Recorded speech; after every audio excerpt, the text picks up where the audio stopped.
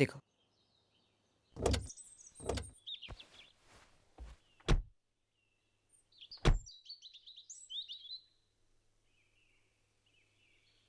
నిజంగా సెల్ ఇవ్వటానికే వచ్చావా?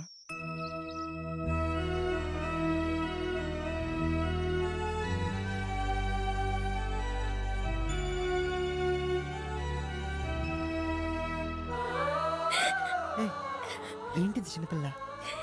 రాధా, నువ్వంటే నాకు ఇష్టం. చెప్తే నువ్వేమంటావునని భయం. అందుకే చెప్పలేకపోయాను. ఇప్పుడు చెప్తున్నా, నువ్వు లేకుండా నేను ఉండలేను. నిజంగా ఉండలేను.